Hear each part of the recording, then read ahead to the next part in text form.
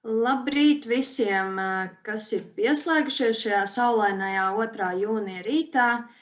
Es esmu Agnese Zīmele no Eksporta veicināšanas nodaļas, un šodien vadīšu šo vebināru, kurā runāsim par sadarbības veidošanas īpatnībām un potenciālo partneru novērtēšanas principiem Tuvo Austrumu tirgos. Tuvo Austrumu reģionā kopumā tiek saskatīts diezgan liels tirgus potenciāls dažādām Latvijas precēm un pakalpojumiem. Turklāt šogad oktobrī tieši Dubajā sāksies 6 mēnešu ilgā starptautiskā izstāde Eksporta 2020, kurā piedalīsies arī Latvija. Tāpēc, lai varbūt mazinātu neziņu par Tuvo Austrumu biznesu kultūru, vietējo uzņēmēju novērtēšanas veidiem un arī nepieļaut tipiskākās kļūdas, slēdzot darījumus ar šī reģiona pārstāvjiem, esmu šodien uzaicinājusi divus lektorus - Mārci Pumpuru, risku vadības uzņēmuma Nordsage vadošo partneri, un Robinu Loftu, Zviedrijas Risk Advisory uzņēmuma vadītāju. Viņi tad vairāk par šo tematu. Dažas praktiskas lietas. Webinārs notiks angļu valodā, taču jūs droši varat uzdot savus jautājumus arī latviski Q&A sadaļā, un es mēģināšu tos pārtulkot. Un, ja gadījumā jums nāks kādā brīdī atslēgties, tad jūs webināru varēsiet noskatīties atkārtot, jo tas šobrīd tiek ierakstīts. Bet tagad gan vairāk laiku nekavēšu un došu vārdu Mārcim. Labrīt visiem, paldies, Agnes. Kā jau Agnes minējas, tad turpināšu angļu valodā, lai varētu arī kopā ar savu partneru Robinu Loftu tad novadīt šo webināru. Hello and once more welcome to the webinar Export Partners and Risk Aspects in Middle East. The event is jointly organized by Investment and Development Agency of Latvia, Latvian risk advisory firm Nordsage, which I am representing, and React Risk Advisory, Swedish risk management company that also runs operations in Middle East. So definitely a very competent entity in this case. My name is Mārcis Pumpurs. I'm the managing partner and the senior consultant of risk advisory firm Nordsage. And I will be one of the two speakers in today's event. The main presenter of today's event on export risk management in Middle East will be my friend and partner, Mr. Robin Loft, who is the CEO and founder of React Risk Advisory. As I said, Swedish-based risk management company that also operates through its branch in Dubai.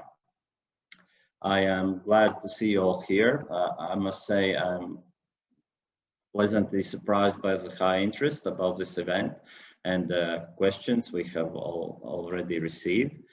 We have adopted the contents of this webinar to answer the questions you have already sent in.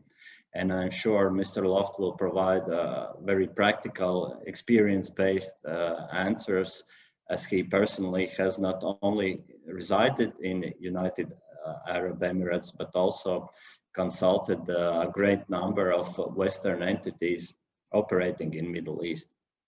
Also, I would like to mention that Mr. Loft has been responsible for establishing a developing branch of Swedish risk management consultancy firm, Secredo AB in United Arab Emirates. Yes, if I may ask, Robin, please put on the agenda slide of the event. The agenda for this webinar is as follows. The speakers, Mr. Robin Loft and myself, Mārcis Pumpurs, will provide a short introduction on our professional background and companies we represent. Further, Mr. Loft will talk on detailed aspects of the Middle East region, like definition of Middle East, business culture, identifying and evaluating local partners in Middle East, recommendations before signing a contract. I will cover more general topics on risk management in foreign markets, like homework you should do before looking for potential partner in foreign markets, risk management tools, and company screenings. And then Mr. Loft will continue presentation with a specific case study on example companies' operations in Middle East and general recommendations. And then we will conclude our event with a question session. Robin, may I ask to put next slide? Firstly, allow me to introduce myself in a couple of words. So as I said, my name is Mārcis Pumpurs. I'm partner and senior consultant at Nordsage. I also have the honor to be the executive officer of a risk management company, Sekua, which is a joint venture company between Latvian Nordsage, Swedish React Risk Advisory, and the Polish Navi Risk. And Sekua basically operates by providing risk management related consultancy services to Western companies that operate in Ukraine and other post-Soviet markets. So it is a specialized risk management company. I started my career in risk management consulting in 2005 as a junior consultant at the Swedish-based risk management consultancy company Secredo, which nowadays is known as Pinkerton Nordic and is part of Securitas concern. And me and Mr. Robin Loft had the honor to work together with the founders at the time leading Swedish risk management consultancy firm Secredo AB, together with Mr. Lars Göran Nilsson and late Mr. Peter Johnson. So my career is, despite being a rather young person, I have worked quite a lot in risk management, and a large part of it has been devoted to assisting companies that operate in foreign, not home markets. And of course, some part of the work I have done also includes Middle East. So without any further ado, I would like to invite Mr. Robin Loft to provide his presentation on export partners and risk aspects in Middle East. Robin, please, the floor is yours. You are on mute, Robin. Yeah. Great. Thank you very much, Mārcis. And I have to begin with saying that, Mārcis, you might be young in age, but not in working hours. So thank you. Before we continue. So I've been properly introduced both by Agnes and Mārcis, but I am the CEO and one of the founders of React Risk Advisory. We are, we call ourselves a local company with a global ability. We have offices today in Scandinavia, Middle East, and in Eastern Europe. I myself has worked as an international consultant for about 10 years, mostly Middle East, Africa. In the later years, I've been a bit more in Eastern Europe, but Middle East is really my home market. And that comes from back in 2012, 2013, when I started to travel there. And when I, back in 2013, took over the business for Secredo operations in Dubai and expanded that business into the MENA region. And that was a totally organic growth operation where I had to learn all the terrain from the beginning. Very interesting trip, but we made a real success trip. And now we still have operations there 7 years later, and it's going well.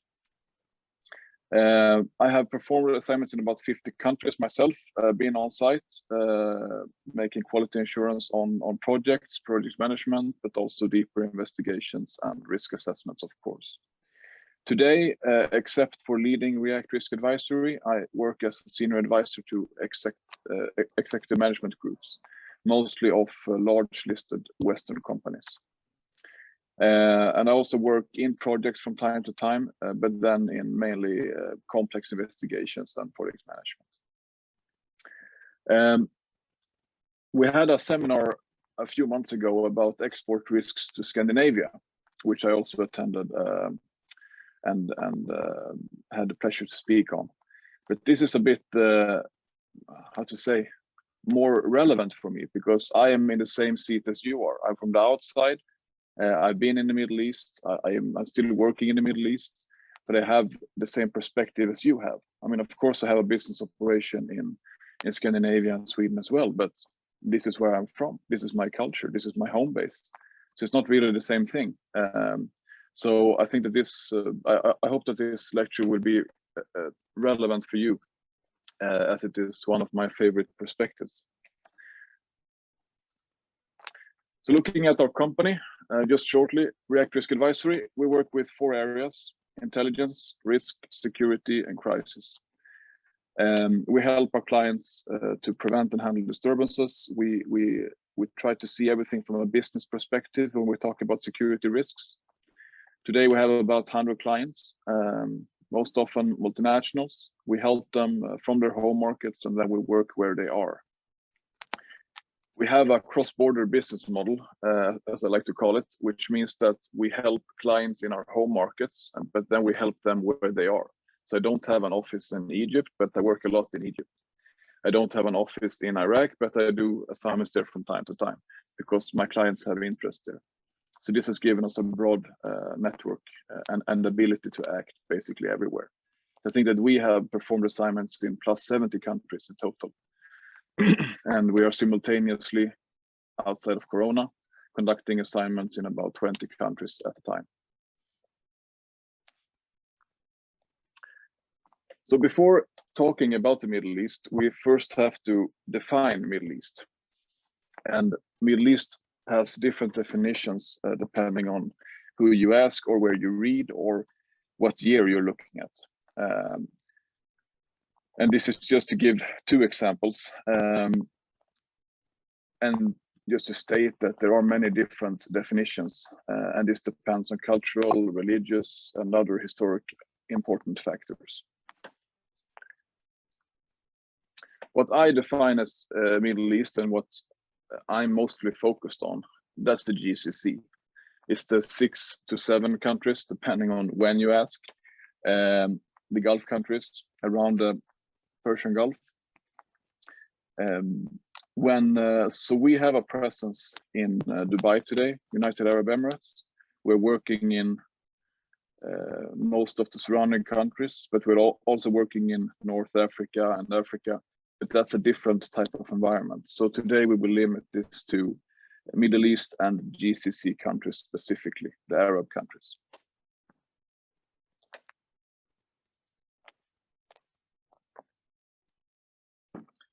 So looking at the business culture as I perceive it in Middle East, I would say that they are increasingly open to business with Western Eastern European companies.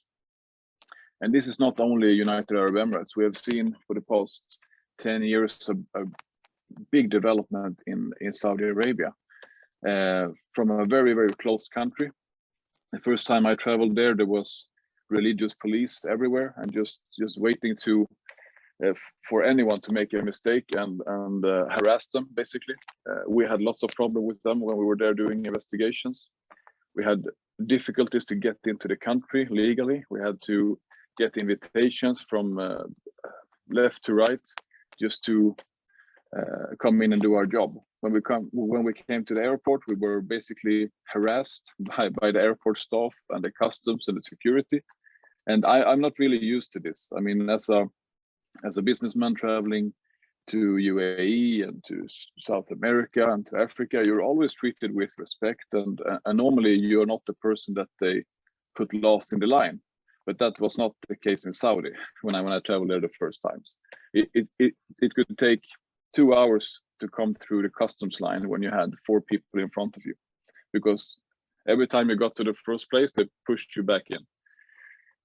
And then you don't have any choice, because you can't argue with them, you can't cause a scene, and you can't do anything. because you know that if anyone loses their fish, you can be stuck there all night, or you can even go to some sort of local jail or something.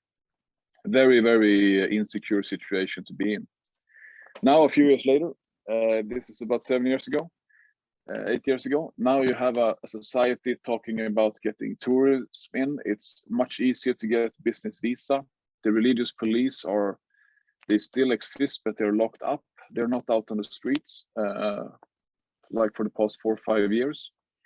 You have women driving there. I actually attended I was there doing an investigation, talking with the hotel manager just when I could read in the newspaper that they were talking about letting women drive. And I said, "What do you think about this news?" He said, "It's terrible. It's totally terrible. We will have car crashes everywhere. We will have this and that and that." And I said, "Oh yeah, you're right, because you have no accidents today, right?" And you know that the roads in Saudi, if you haven't, 50% success rate if you're going from A to B. They're not driving very well. But now back to the subject. It's increasingly open to business with Western Eastern companies, absolutely. And I'm not only talking about the more developed countries like United Arab Emirates. I have worked in all of the GCC countries, both on site and with project management. But it's a different world. It's a completely different world. They have a different culture. They have a different language. They have a different way of doing stuff.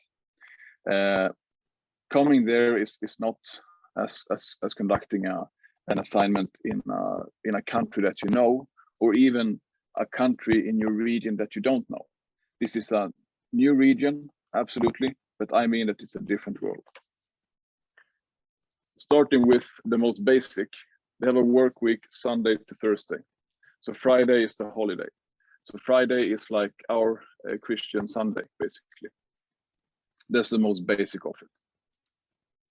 It is mainly Muslim, and this affects everything. Both legislation, they have Sharia laws, they have different holidays. Several of the countries, or most of the countries, do not how do you say, not respect, but they do not celebrate holidays when we have the Christian holidays. So if you work for a local company or with local partners, they expect you to work even on Christian holidays. The work hours are different as well. Locals in these countries, they have exceptions for everything.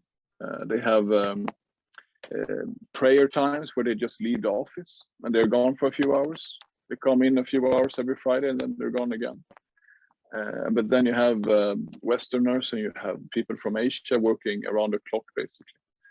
You have big managers with fancy titles not doing anything. You have a Western European or an American behind them doing all the work. It's very different. And then looking at the banking, of course, getting a loan and stuff, there's different laws in what they can do due to Islam and not.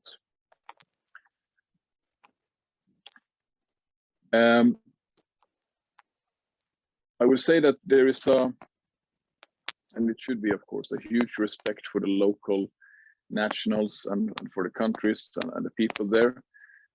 But there is a huge difference in how they see us and how they perceive us, depending on where we come from. If you come from Sweden, or you come from Latvia, or you come from India, you have a different value in their eyes. And this you notice instantly as soon as you get into the society. You can get paid differently just depending on where you come from. From a simple service as a cleaning service or a maid service, you can get paid, 3 or 4 times the amount if you come from Philippines than if you come from a different country, like Sri Lanka or something. The same is in the office environment. I have one example, a very simple example, where a friend of mine, she had never worked as an assistant before. But when she started to work at the company, just in the reception front desk as an assistant, she got paid twice the amount as the standard receptionist there. And she had worked there for 20 years. just like that. No experience, no nothing. But just because she was white and she appeared differently, she got a better salary. 10 years younger than the standard receptionist and no training at all. And this is nothing that you can affect except for in your own company. It is what it is. A lot is handled face to face. You are used to that. I am used to that as well, but it's more important down there. So you meet often. It takes time to meet. I mean, in Sweden, I can have 4 to 6 meetings in a day. In UAE, I can have 2 meetings in a day maximum, one before noon and one afternoon. And that depends on, of course, travel times and stuff, but also because of the local culture. People are late. It's a lot about the relations. It's not only business talk. Things takes time. And also when people talk about it, it's also about who you know, who you are, what name you are equipped with. So even if we come there from an open society, we're going into a closed society with rules, with boundaries, with ladders of nationalities, last names important, and relationships. Corruption is very common all over Middle East, but this, you're not seeing this every day. In some countries it's legalized, so you just pay more money and you have a different queue. You have a VIP queue for everything in the Middle East. Everything from getting a visa to a country. Either you pay $100 or you pay $400 if you want to get it done quickly. So they have set the standard corruption as a standard, that you pay more and you get quicker service.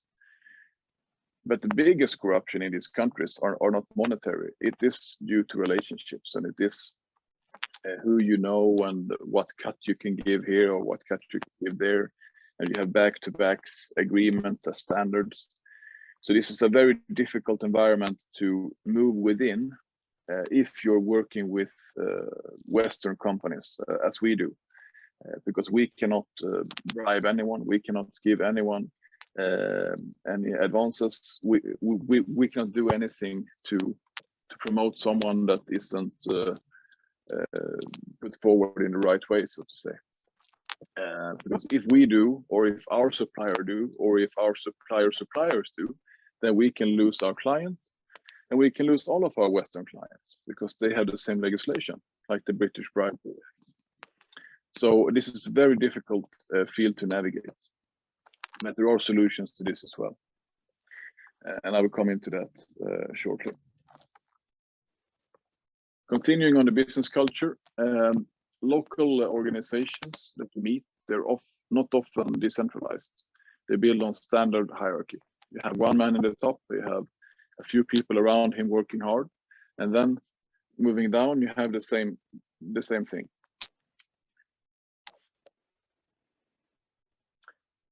It is more relaxed when you are in a conversation or when you're in a meeting, and you are always expected to be on time, but the host is almost always late.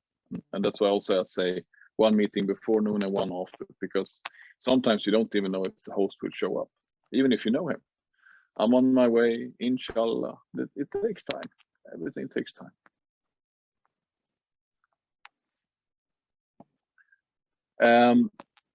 It's also an international environment in a very different way from Scandinavia and Europe, because you have, especially in United Arab Emirates and Dubai and Abu Dhabi, you have the full world there. You have the best American companies, you have the best British companies, and you have their best employees being deployed there.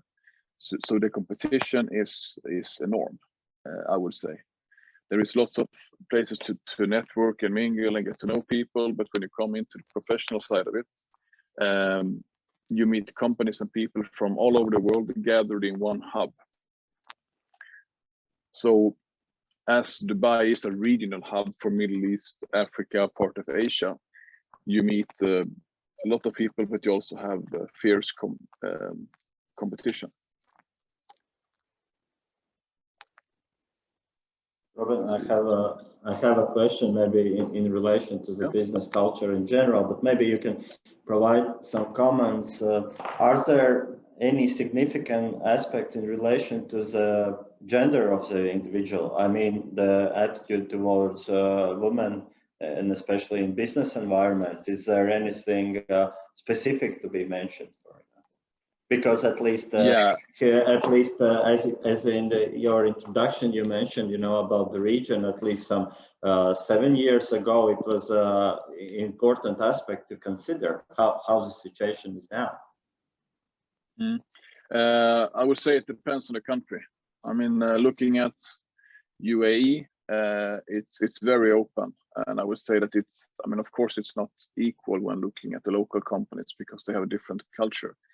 There is not many local females working at all. But the international companies and the international environments in UAE are absolutely for it. And I would say it's increasingly more open. Looking at countries like Saudi, that's a bit contradictable. I think that 50% of the companies are owned by Saudi women. And I met many women in high-ranking positions in Saudi. But then they are locals. Generally, I would say that more local people are working in Saudi than in UAE. But if you go there as a woman looking for a job, maybe you have a more difficult time. But if you have a female employee working for you, I think it's not equal, but not terrible, I would say.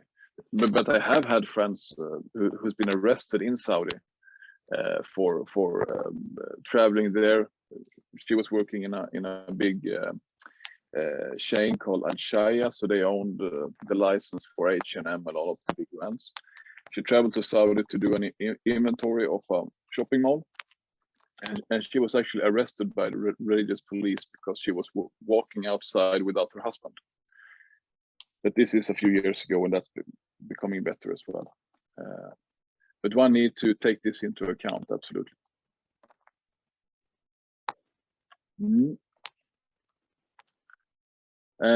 It's important not to lose face, and I think that's a thing that you can guess, but this often also leads to misunderstandings because you don't want to ask one question too many because you don't want to risk the other party to lose their face. So if you look at the local community, there is almost, I wouldn't say always, but it's often misunderstandings because of this, because you think one thing and he thinks another thing. You also have a language in between. English is not often our native language, and it's certainly not theirs. And it's only in UAE that you can speak English, I would say. In other countries, you need Arabic. Maybe Qatar you can speak English as well, but generally you need Arabic to get forward and also to understand all the documents and stuff. But this also applies to other people working in the country, because some people are so used to being hustled around, so they will answer yes on everything. Did you understand? Yes, sir. Okay, so what should you do? No idea. Okay, let's take it from the beginning. Let's do A, B, C, D, E, F, G. Okay, you understand? I understand. Okay, can you repeat it? No. So I mean, this leads to misunderstandings both sideways, up and down. And I actually I have to tell you, I had an accident in Dubai. So I parked my car and I backed up and I backed into a big SUV. And out comes a man who is angry, and he said that I backed into his car. And, you know, it is also about not to lose the face. I'm like, okay, let's try to solve this, blah, blah, blah. And I didn't behave improperly, but yeah. Anyway, when the police came after like 90 seconds, it showed that he was a director of DEWA, D-E-W-A. That's their electricity government, you know. So I backed into his car, his big brand new Lexus, and he was going to the zoo with his 5 wives who was in the back of his car, and I destroyed their day basically. And then the police, he come up to me and he takes the finger and he just takes it across my car like this, and he says, "Your car is dirty." I was like, okay, yeah, okay, that's fine. He's like, "No, it's not fine." That's a crime. Your car cannot be dirty in Dubai. And then, so these two gentlemen, the police officer and the diva director, is standing in front of me, talking about my car being dirty, and that it's a crime. And I have no idea if they are joking or not, but I cannot lose my face. So I'm like, okay, I don't really believe that, because it's ridiculous that it would be a crime that my car is dirty. And he said, I will prove it to you, said the police officer. And then he writes me a ticket. So I had to pay 150 euros for having a dirty car. You know, the accident and everything, the insurance took care of that, no issues at all. But they wanted to do something against me for backing into his car. And they didn't want to, you know, destroy my month and put me into jail or something, but they want to do something against me for doing that, just because of that.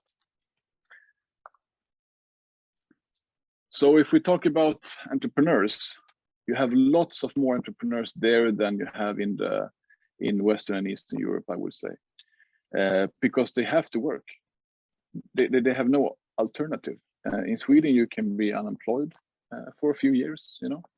Government will pay you some, often a lot of money in the beginning and then a bit less, but down there you have to work, otherwise you can't be in the countries. All of the visas in all of the countries are depending on that you are working. You are sponsored by your company, or you are required to have a company. So the entrepreneurs down there could be everything from, I like to have Ahmed's painting as an example, because I met a guy called Ahmed who had a car where it said Ahmed's painting on the car. And I asked him about his business, because I like to learn about people's business and business models. And Ahmed, he wasn't a painter until he painted Ahmed's painting on his car. And then he bought some paint, and now he's a painter. That's basically it. And it's something very glamorous in that, and I really like that, you know, attitude. Okay, I need to work. What can I do? Painting doesn't seem that hard. Okay, let's make me a painter. And then you have the big companies, Al Ansari Exchange. You have a big, this is a big industry down there as well, of course, because of all of the black money and all of the money laundering and terrorist financing. You have the exchanges, and then you have Al Ansari Exchange, but you don't know who owns it, because there are like 2,000 people who is called Al Ansari, and everybody claims to be the founder of Al Ansari Exchange. So it's a difficult country to navigate in.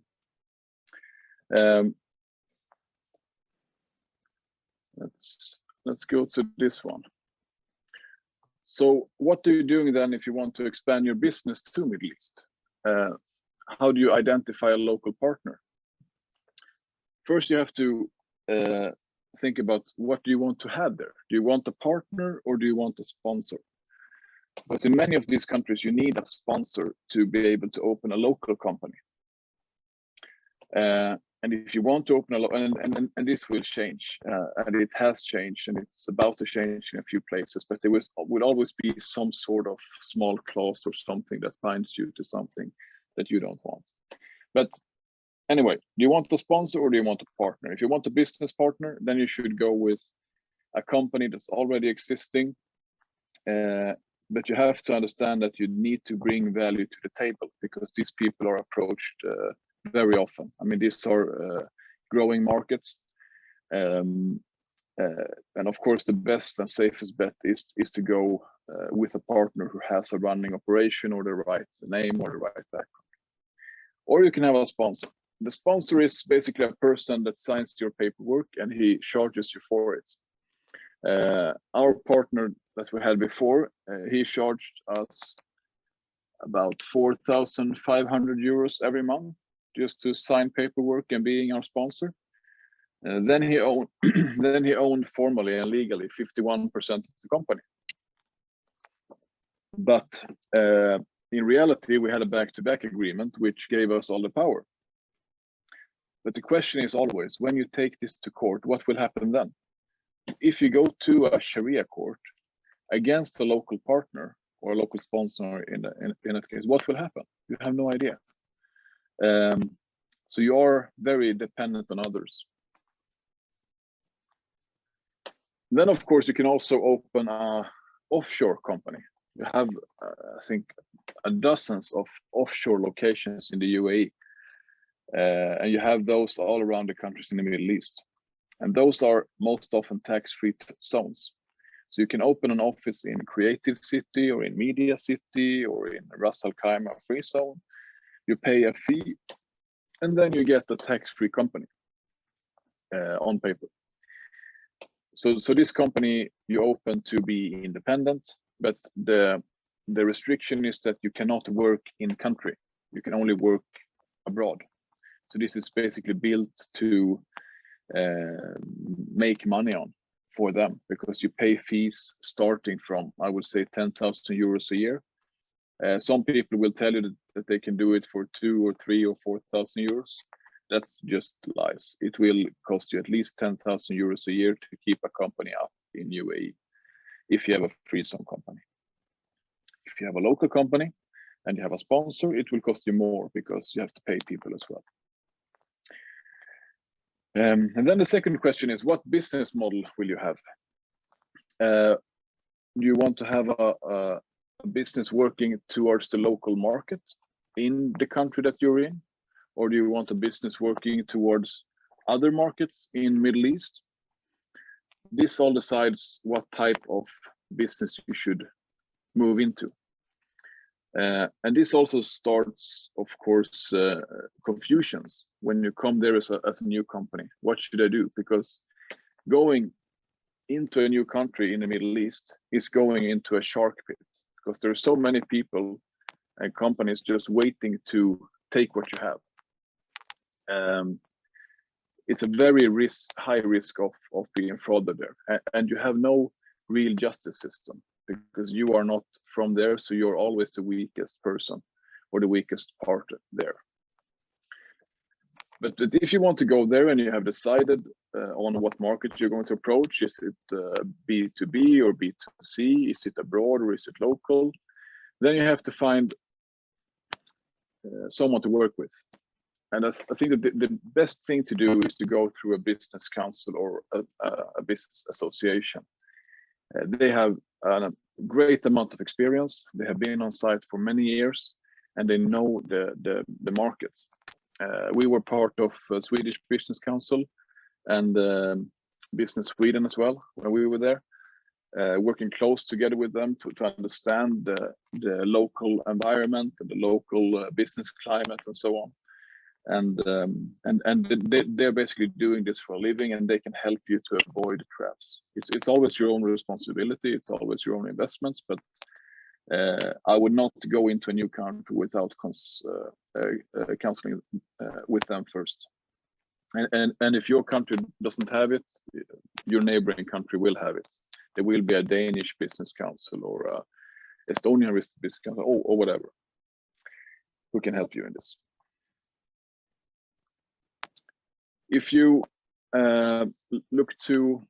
if you have a large brand today and you want to move that into a new market, then I say that the best thing would be to go to a large local partner like Al-Shaya.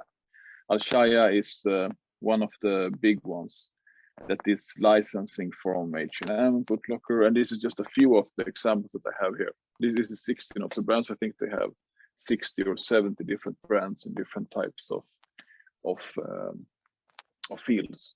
But to approach them, you need to have a big brand. You need to have a big brand. You need to have lots of money to invest. You need to be able to give them a big cut of it. They require a lot from you. But this is also one possibility. Important aspect, there are no shortcuts. People always try to find shortcuts in phases like this to try to save some money here and there. And they try to, oh, he knows the sheikh, or he knows that company, he does that, he's the advisor. The simple truth is that there are no shortcuts, because you are not unique and I am not unique. That's the problem here.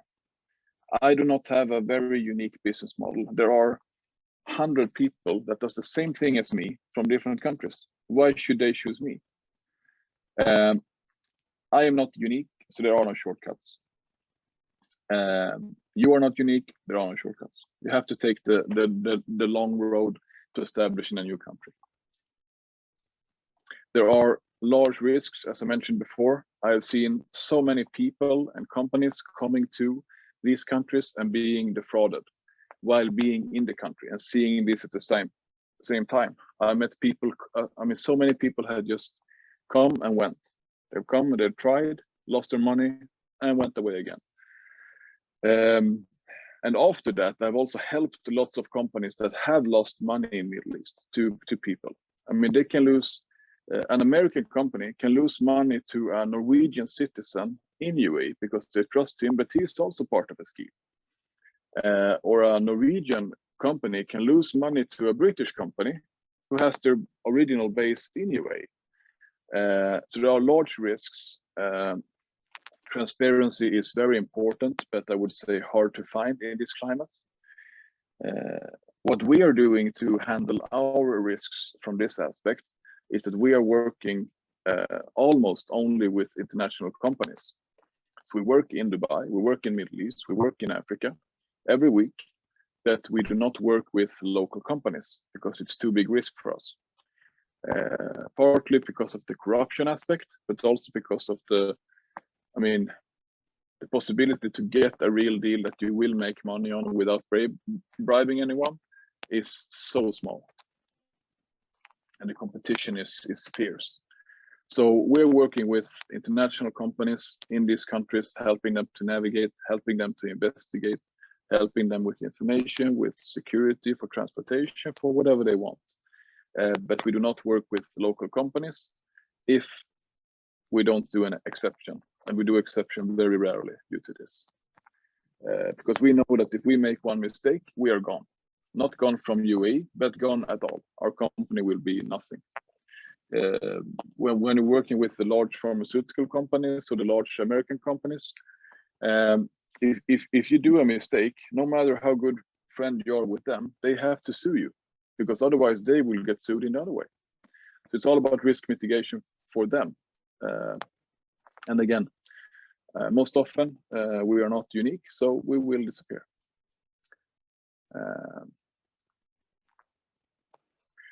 So with that, I will look a bit at evaluating the local partners. And this is what you have to do. If you find a local partner or local sponsor, we have one there as well. You have to evaluate them every time. You cannot trust anything that anyone tells you. This is a new climate, it's a new culture, it's a new region, it's a different world. You cannot trust anyone, because even if you feel that you become friends and you feel that this feels good, I have some paperwork, he will send that later, or she, or whatever, it's not enough. If you trust anyone, there is a 99.5% of you getting fooled. I can say that without hesitation. So you have to always, especially in new markets where you don't know the climate, where you don't have any connections, where you don't know how the system works, and I mean all systems. When I was going to connect internet to my first apartment in Dubai, a guy comes home to me, he knocks to say, okay, it will be turned on in 2 hours, sir. And then a guy knocks on the door with a ladder, comes into the living room, lifts up the roof, and then he screws something and said, okay, internet is on, sir. I was like, okay, fine. In Sweden, they just put something online. Everything is connected, but he has to connect it physically. It's a totally different system for everything. So you have to evaluate and look at local partners as good as you can. And then you should choose a company that you know, or that you have very good, that you've heard good about, or from your country that is working in both countries, or someone that you have a catch on, that you can sue in your own country if they don't do what's expected. You have to do this. All of the societies that we're talking about in the GCC, except for being different language, different types of agreement, different types of legislations, they're also closed societies with limited information. It's very difficult to get the information there. And if you get the information, the first question you should ask yourself Is this information reliable? Is this credible? Where does this come from? That is why you have to use a partner that you know. Looking at frauds, you have both the small everyday fraud.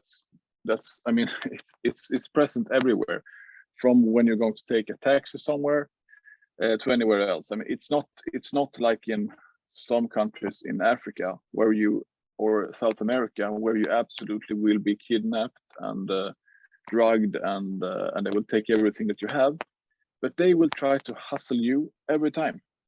People try to hustle you from A to Z. You have everything from the criminals, because in these countries you have criminals. If there are ways to make money, you will always have criminals there. The best thing with Dubai from a residence perspective is that you do not have any street criminality. You don't have to be worried walking home from the restaurant or anything like that, but it is on a higher level. You have criminality everywhere. You have it in the banking system, in the government, from different countries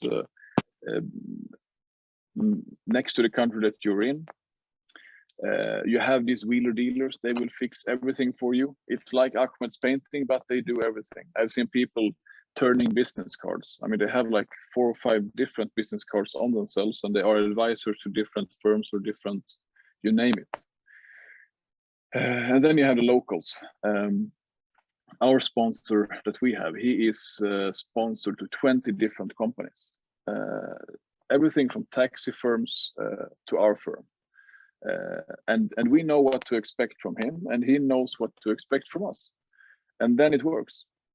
But when you have different perception of that, then you get in trouble, or you get frauded by mistake or with purpose.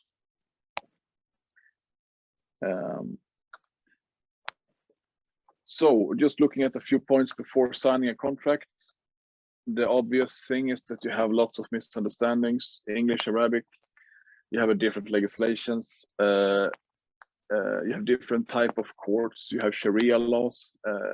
Even if you choose to have, okay, we will settle our grudge in a court in Latvia. Is that even legal to do in UAE? You have no idea. You have to look this up thoroughly before you're signing a contract. Does it say the same on English and Arabic? Do we have time to use our own translators to translate this? Take the time, because not taking the time to do this stuff is risk. There is no quick deals. There is no shortcuts. And as I always say, is that if it's possible, arrange payment after that each interim goal is delivered. Many cases look like this. You come to the Middle East, you give a bag of money, and they will sort everything out for you. I can tell you that that will not happen. And if it happens, it's illegal. Try to do your best to avoid misunderstandings. With paperwork, with agreements, with having everything clear, do your homework before. And with that, I will ask Marcus to say a few words about homework before looking for a potential partner. Thank you. So I will cover more general aspects of risk management that basically imply towards any market, any foreign market you intend to research or move into. The first and key aspect, of course, is your product or service, the quality of the product. But this is not our main theme, but still it is a key aspect. The second, your company's reputation and image. How does your company look? And mainly here I'm speaking about information that is available in open sources. Transparency aspects. Despite Middle East being very closed societies and the information is not freely available, despite that, you should consider that you have to be transparent just to increase the chances of your business success, or the chances of locating a good and trustworthy local partner. Yeah? Here, the aspects like operations of the company, finances, location of the company, management, ownership structure, especially in the last years, very important aspects of beneficiary owners. Again, and by transparency here, I mean if these topics are easily verifiable, or in worst case scenario, information is not available on your company. Potential partners cannot verify where your company is located, who are the actual managers with signatory rights, and so on, so on. Is it easy to find and verify information on your company?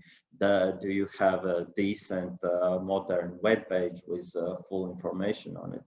Do you have a social media accounts like LinkedIn or Facebook? And this, again, these aspects just increase the transparency and make it easier for potential partners to locate information on your company and just to verify it. Yeah. And last aspect, but what is very critical, I think, especially if we're talking about the Middle East, is that you need to adapt to the market you are interested to enter. You need to adapt to local culture, local understanding, and this is not only about product or service you intend to provide, but about your business operations in general. All the aspects that Robin mentioned before, are you ready to comply with them, and do you know them, how to comply with them? Next slide, Robin, please. What are the risk management tools available? Yeah. Here, the absolute key aspect I would stress is know your partner. But it doesn't matter if it's a sponsor or partner or your potential supplier or client. You need to know as much as you can from the resources that are available to you. Verify things. Please note that in the Middle East, especially, and not only in less developed countries, in the Middle East, information is not easily accessible. What is perceived normally accessible information in Europe, like companies' registration data on shareholders, or even persons with signatory rights, not even talking about beneficiary owners, is not easily accessible. What we see from our working practice, issues related to the offshore zones in the Middle East, aspect that Robin already mentioned, but what we see from practical work, that often potential partner of Western companies that we are involved in to screen, what we often see is that these companies, when they are registered in those offshore zones, no information is available. You cannot verify them. The only thing that you know, that the company's name and maximum registration number. The rest of the information is not accessible. So it just means that it is a very high risk if you move into cooperation, potential cooperation with such entity. You don't have the ways to get to know their financial side of the companies, how big they are, who are the actual owners, and so on. So that the Middle Eastern market, from risk management perspective, would be definitely a high risk area, high risk market, and especially in such markets, we will definitely suggest to involve professionals with local competence. Simply because, number one, from the outside, there is nothing much you can get to know. Even you cannot get to know references from their business partners and so on. So you need to have somebody competent in the country. And here I would like to stress the issue that Robin already mentioned, the resources available from governmental and non-governmental entrepreneur organizations, like development agencies of the country, in our case, of course, Latvian organizations, who have over the years developed, definitely have the good local competence and have the good suggestions for potential operations. Next slide, please, Robin. Typically, if we talk about company screenings, one aspect that, as Robin mentioned, that basically you need to verify any potential partner or sponsor or whatever. So one of the key aspects or initial aspects of any verification process would be company screening, which in Middle East would be more complicated than in other regions. But generally, these company screenings include company registration, data on officials and shareholders, financial information, which often in Middle East is simply not available, or if we talk about offshore zones, in most cases, or in rare cases, it is available. More easily available aspects related to tax debts. Simply, you can see obtain information sometimes if the company has the tax debts or not, and if it has, of course, it shows potential financial problems. Open source screening, the things you need to look out for is company's reputation, unhealthy relations, involvement, scandals, and anything that highlights potential risks. And also, I must stress that one would not have to neglect the open source screening due to language differences, but in recent years, due to available tools for automatic translation like Google Translate or whatever, of course, you can get at least initial understanding of the aspect you have found or piece of information you have found. But of course, as soon as you see any risk indications, I would advise to involve local competence, yeah, for further investigation. Also, what we see especially important in company screenings in Middle East are the issues related to sanction lists. Of course, the transnational or major sanction lists related to European Union, to United States, often include a lot of Arabic names, which are basically very not common to us and hard to understand, and often we see various misunderstandings with names, and names being that can be found in these sanction lists, what can in practical business operations can just bring big problems to the business. Yeah.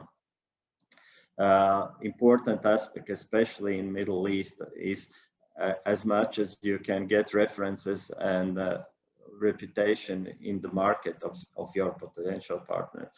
Again, the first thing that comes up to my mind is the non-government organizations of entrepreneurs that assist their members in export deals, and so, or governmental institutions like investment agencies who have the resources, local resources, to be involved to verify specific businesses, what is their reputation, and so on. Yeah, this probably would conclude the aspects that I wanted to mention, and I would stress that despite the Middle East being a high risk region from risk management perspective, I would say that the same rules apply that as in any region. Yeah, as we have talked in our webinars before, you need to know your potential partner as in any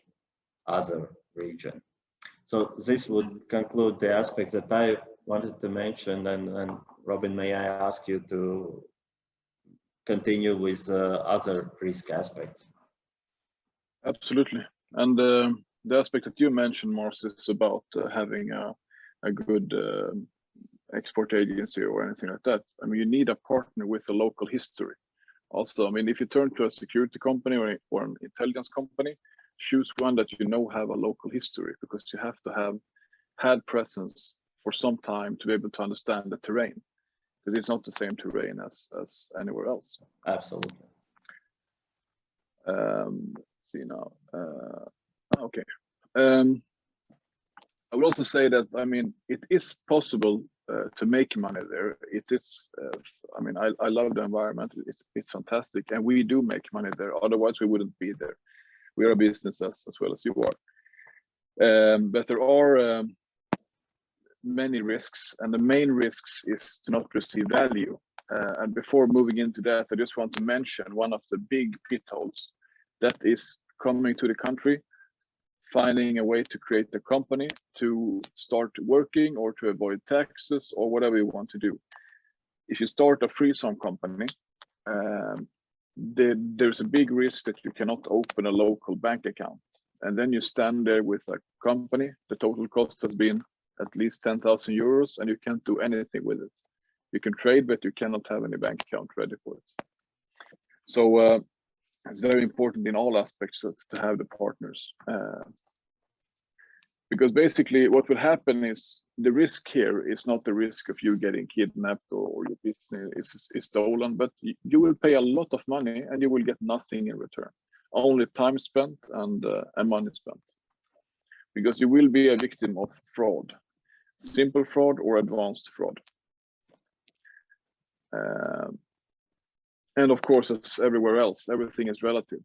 I mean, everything is always relative.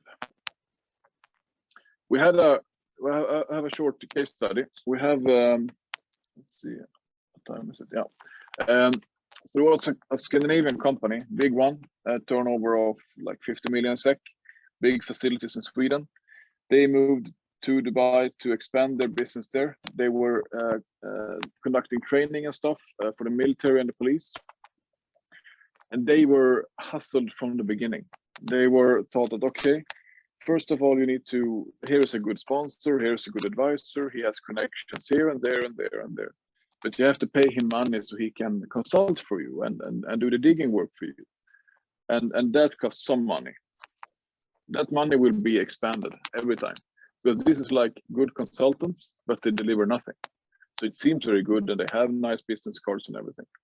Then they will call back and say that we need more money to do this and this. We had this fantastic opportunity here.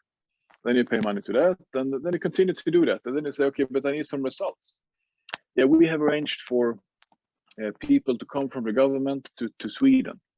And then they flew to Sweden with like 12 generals or whatever you want to call them. Business class to Stockholm. They took a helicopter, flew across Sweden to the training facility, and then back. Everything paid by the company, because now they were going to get the big deal, and it's not really bribery if you do representation. That was the clause, okay? And they were part of exhibitions down there, and they paid money for that, and they paid money to left and right. And they were just waiting for the when will the win come? And they turned to us after 1-2 years. They didn't really turn to us, but we started working with them to assist them with these services in country. And we told them that this will not work. I mean, you will spend so much money that you will go out of pocket. And they said, no, but they've told us they will do this. So we have agreements on that, and we will do this and so on. So we even wrote a letter to their CEO and board and said that we take no responsibility for what happens now, and we urge you and we recommend you to leave the country. Do not do this, because you will not win anything. 1 year later, the full company is bankrupt. They have spent too much money. It's like a gambling addiction. The people that you meet down there, and as well as all other fraudsters in Bitcoins or whatever, they are working with getting money from you. They're working with giving you an imagination what you want. So always be practical. Look for transparency. Look for deliverables. Do not pay until you receive some value. You have to do this all the time. Verify, verify, verify. And use a local good partner that you trust. Because this company does not exist today. One of the more finer families in Sweden were also a big shareholder in it, but after losing so much money, they didn't continue operation. So Finally, general recommendations, as me and Marcus have stressed so many times: know your business partners. Do not, as our old CEO Lars, he said, there is no issue to go into the bed with an elephant until the elephant turns around. Then he crushes you. And it lies something in that. A credit check is not enough. In this market with closed information, you need to get information from the ground. It could be social media, it could be web page. And there is no company 2021 that doesn't have a web page and is serious. You need to do deeper checks. You need to see what can you find in this country legally. Prepare for the worst every time. Agreements, absolutely. I would say that in all countries, but down here in Middle East, you have to have more guarantees than that, because you do not know what the paper will be worth when you come to court, or what it costs to go to court, or what lawyer you should choose, or what lawyer you could trust. So always prepare for the worst and take it step by step by step by step. Always have a reliable partner in country for assessment and assistance, no matter what country you move into, especially in new regions, especially in Middle East. And of course, if it sounds too good to be true, then it probably is. And this is so accurate. I mean, we're working with frauds week to week. We're working with international frauds. We're working with people taking money and leaving. And it's always the same story. It's always the same thing in it. The environment change, the circumstances change, the companies change, but it's always start with this, something. They want a quick fix. They want to do something cheap, quick. It doesn't work like that. You can build business, you can make money, but you have to take the normal long road as anyone else, because we are not unique. And with that, I finish our presentation and opens for if there are any questions. Yes, thank you both Martis and Robin for the valuable insights. We have a few in the Q&A section, and now I will go through them one by one and see if we can get any answers to them. So the first one is actually more related to how to get into the market or what things should be done beforehand. And Yaroslav is asking what certification and customs clearance procedures are there for fresh products? Are there any responsible authorities? Perhaps you can get any advice on that. The only thing I can say that I am not in the fruit and berry business, of course, but I know that there are licenses and you need clearances for everything into these regions. I mean, you cannot run a consultancy security operations in country without having an official training from the government, which costs plenty, and you need a certification and everything. The same applies to all business. You need licenses, you need clearances, you need everything. So go to your business area and find regulations that you're affected by. And then there's another question about just identifying and finding partners, because there's one company, so a clothes designer, and they sell collections. They've been to Emirates 12 times, but they're unsure how to find real partners. So perhaps there are any suggestions on that. I mean, I would say to start look in the business council that you can trust. I mean, if you're from Latvia, attend the local Latvian business council or contact Latvia business council in your country. If they do not have anything appropriate, go to the neighboring countries in the other business forums in the Baltics. If you can't find anything there, go to Scandinavia. Go to the closest association that you can trust. I mean, if you've been there 12 times and you've tried 12 times, or maybe 10, maybe 2 times was vacation, but then you know that it's difficult just to find someone on the ground. You need to get it from an organization. And then Janis asks, what is the polite and correct way to say no to potential partnership in the Gulf countries? Can any explanation be omitted without offending the other party? A gift, perhaps? If yes, what types of gifts are considered appropriate? I mean, I would say that it's the same as in all countries. I mean, if you say no, you say no, and no is always a no, you say. But offending the other party, that's only crucial when you come to the high level locals, you know, when there is a big stake in it. I mean, if you get people to spend a lot of time and a lot of money into something that you later will say no to, I mean, of course, they expect and deserve some sort of explanation. But just saying no to a business proposal, you don't have to send any gifts or anything. It's the same as everything else. Okay, there aren't any other questions from the audience, but I have a question from my side. Perhaps there are any sources you would suggest using to check the transparency of the company, perhaps the company's owner structure, finances, and things like that. I would recommend Marcy's. Yeah, because you need to. In reality, it's very hard to find anything. And when thinking about actual assignments we have been working with, especially when we find out, because when starting and verifying companies that is registered in United Arab Emirates, you don't even know if it's registered in offshore. So if it has permission to work in the country. So initially, often we find firstly that, for example, company is registered in an offshore zone, and it, for example, has no even permission to work in local market.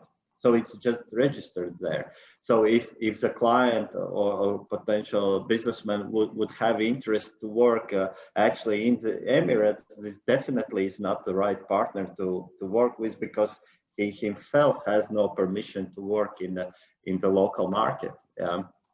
So, but no, there are no such resources. Yeah, we always work through our local contact network, who verifies this information on the ground.